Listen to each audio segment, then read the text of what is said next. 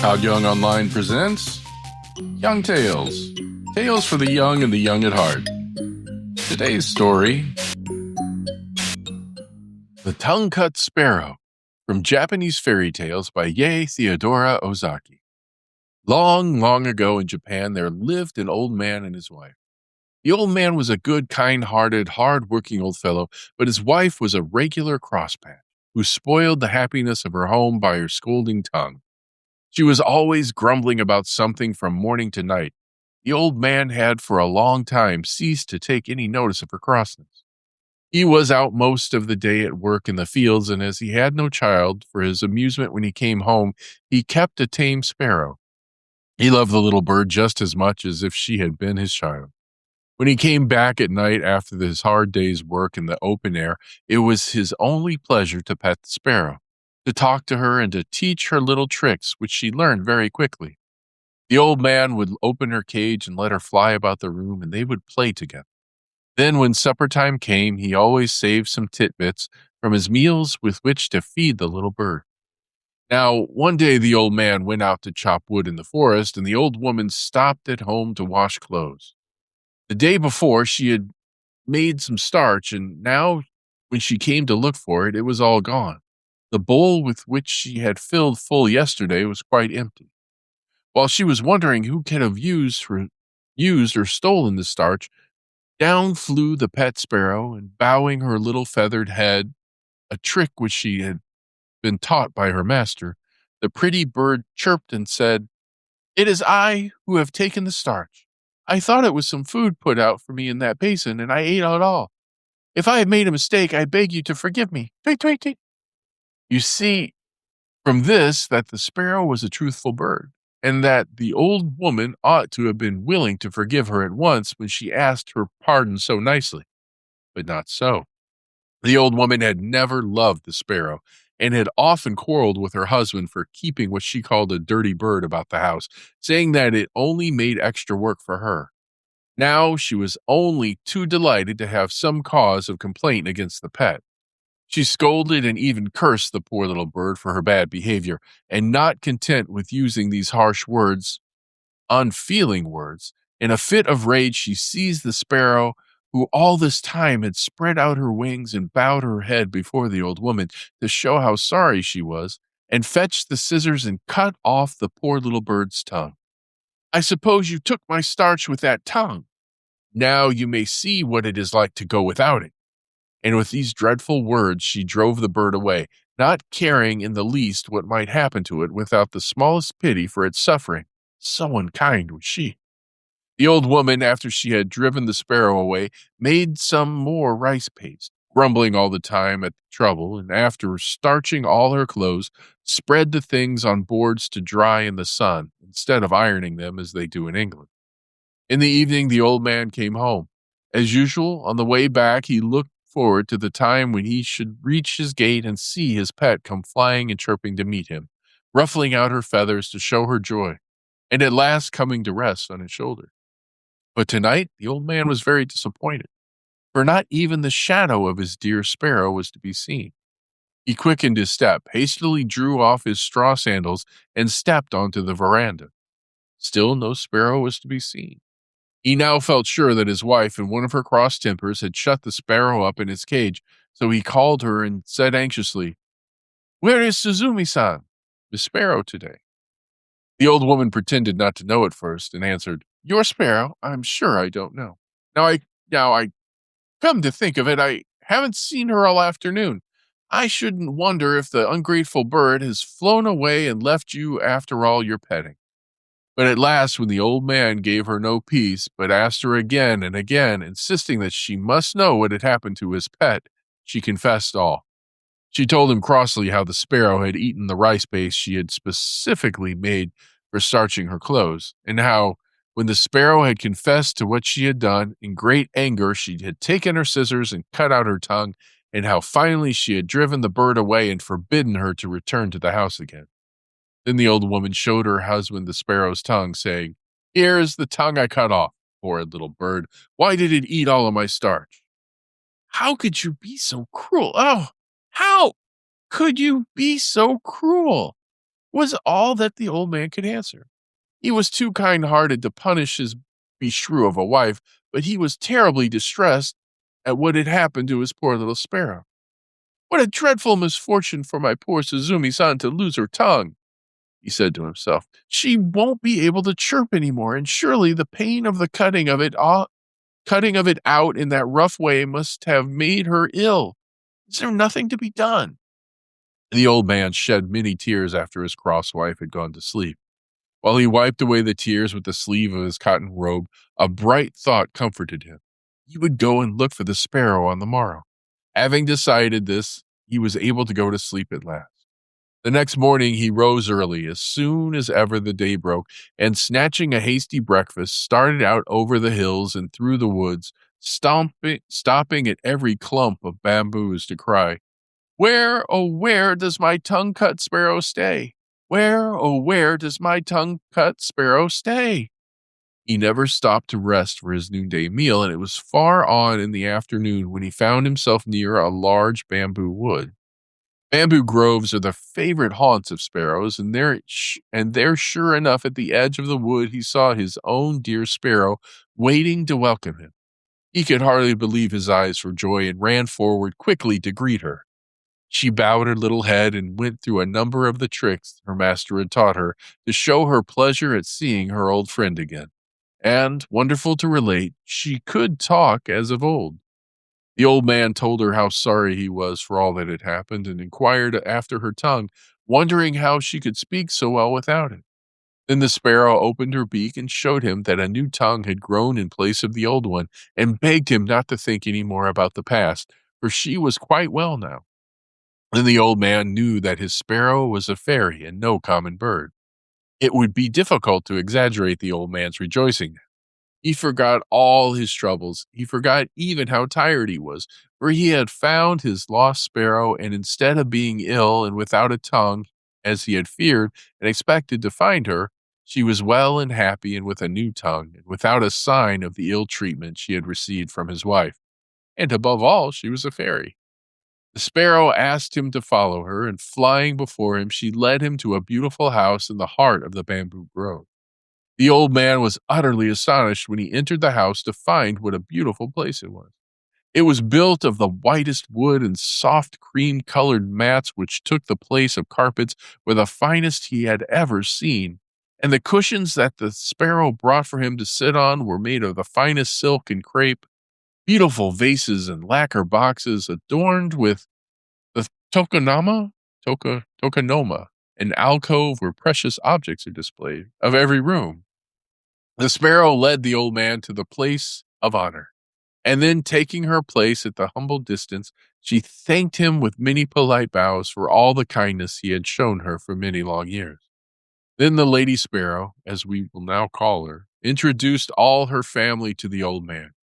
This done, her daughters, robed in dainty crepe gowns, brought in on beautiful old-fashioned trays a feast of all kinds of delicious foods, till the old man began to think he must be dreaming. In the middle of the dinner, some of the sparrow's daughters performed a wonderful dance called the Suzumi Odore, or the sparrow's dance, to amuse the guests. Never had the old man enjoyed himself so much. The hours flew by too quickly in this lovely spot, with all these fairy sparrows to wait upon him and to feast him and to dance before him. But the night came on, and the darkness reminded him that he had a long way to go and must think about taking his leave and return home. He thanked his kind hostess for her splendid entertainment and begged her for his sake to forget all she had suffered at the hands of his cross old wife. He told the lady sparrow that it was a great comfort and happiness to him to find her in such a beautiful home, and to know that she wanted for nothing. It was his anxiety to know how she had fared and what had really happened to her that had led him to seek her. Now he knew that all was well. He could return home with a light heart. If ever she wanted him for anything, she had only to send for him, and he would come at once. The lady sparrow begged him to stay and rest several days and enjoy the change, but the old man said he must return to his old wife, who would probably be cross at him for not coming home at the usual time, and to his work, and therefore must, as he wished to do so, he could not accept her kind invitation. But now that he knew where the lady sparrow lived, he would come to see her whenever he had the time. When the lady sparrow saw that she could not persuade the old man to stay longer, she gave an order to some of her servants, and they at once brought in 2 boxes, one large and the other small. These were placed before the old man, and the lady sparrow asked him to choose whichever he liked for a present which she wished to give him. The old man could not refuse this kind proposal, and he chose the smaller box, saying, "I am now too old and feeble to carry the big and heavy box. As you are so kind as to say that I may take whichever I like, I will choose the small one, which will be easier for me to carry." Then the sparrows all helped him put it on his back and went to the gate to see him off, bidding him goodbye with many bows and entreating him to come again whenever he had the time. Thus the old man and his pet sparrow separated quite happily, the sparrow showing not the least ill will for all the unkindness she had suffered at the hands of the old wife. Indeed, she only felt sorrow for the old man who had to put up with it all his life. When the old man reached home, he found his wife even crosser than usual, for it was late on in the night and she had been waiting up for him for a long time. "Where have you been all this time?" she asked in a big voice. "Why do you come back so late?" The old man tried to pacify her by showing her the box of presents he brought back with him, and then told her of all that had happened to him and how wonderfully he had been entertained at the sparrow's house. "Now, let us see what is in the box," said the old man, not giving her time to grumble again. "You must help me open it." And they both sat down before the box and opened it. To their utter astonishment, they found the box filled to the brim with gold and silver coins and many other precious things. The mats of their little cottage fairly glittered as they took out the things one by one and put them down and handled them over and over again. The old man was overjoyed at the sight of the riches that were now his. Beyond his brightest expectations was the sparrow's gift, which would enable him to give up work and live in ease and comfort the rest of his days. He said, "Thanks to my good little sparrow, thanks to my good little sparrow," many, many times. But the old woman, after the first moments of surprise and satisfaction at the sight of the gold and silver were over, could not suppress the greed of her wicked nature. She now began to reproach the old man for not having brought home the big box of presents, for in the innocence of his heart he had told her how he had refused the large box of presents which the sparrows had offered him, preferring the smaller one because it was light and easy to carry home. "You silly old man," said she, "why did you not bring the large box? Just think what we have lost. What might have had twice as much silver and gold as this?" "You certainly are an old fool," she screamed, and then went to bed as angry as she could be. The old man now wished that he had said nothing about the big box, but it was too late.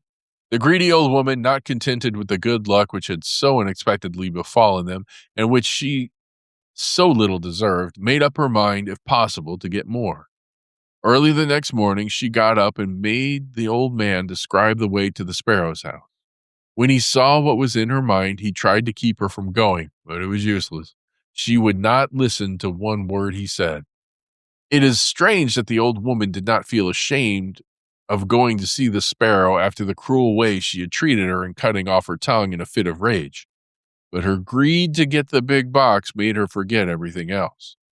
It did not even enter her thoughts that the sparrows might be angry with her, as indeed they were, and might punish her for what she had done. Ever since the lady sparrow had returned home in the sad plight in which they had first found her, weeping and bleeding from the mouth, her whole family and relations had done little else but speak of the cruelty of the old woman. How could she, they asked each other, inflict such a heavy punishment for such a trifling offense as that of eating some rice paste by mistake? They all loved the old man, who was so kind and good and patient under all his troubles, but the old woman they hated, and they determined, if ever they had the chance, to punish her as she deserved. They had not long to wait. After walking for some hours, the old woman had at last found the bamboo grove which she had made her husband carefully describe, and now she stood before it, crying out, "Where is the tongue-cut sparrow's house? Where is the tongue-cut sparrow's house?" At last she saw the eaves of the house peeping out from amongst the bamboo foliage. She hastened to the door and knocked loudly.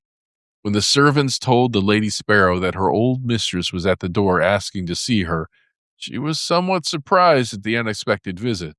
After all that had taken place, she had wondered not a little at the boldness of the old woman in venturing to come to the house.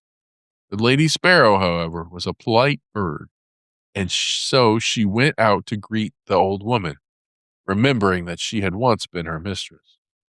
The old woman intended, however, to waste no time in words. She went right to the point without the least shame and said, "You need not trouble to entertain me as you did my old man.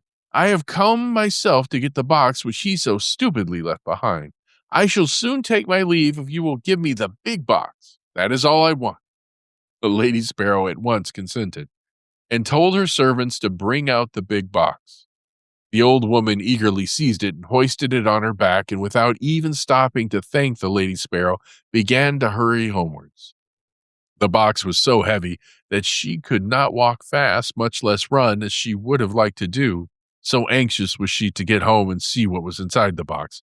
But she had often to sit down and rest herself by the way. While she was staggering along under the heavy load, her desire to open the box became too great to be resisted. So she could wait no longer, for she supposed this big box was to be full of gold and silver and precious jewels like the small one her husband had received. At last, this greedy and selfish old woman put down the box by the wayside and opened it carefully, expecting to gloat her eyes on a mine of wealth. What she saw, however, so terrified her that she nearly lost her senses. As soon as she lifted the lid, a number of horrible and frightful-looking demons bounced out of the box and surrounded her as if they intended to kill her. Not even in nightmares had she ever seen such horrible creatures as her much-coveted box contained. A demon with one huge eye right in the middle of the forehead came and glared at her. Monsters with gaping mouths looked as if they would devour her. A huge snake coiled and hissed about her, and a big frog hopped and croaked towards her. The old woman had never been so frightened in her life, and ran from the spot as fast as her quaking legs would carry her, glad to escape alive.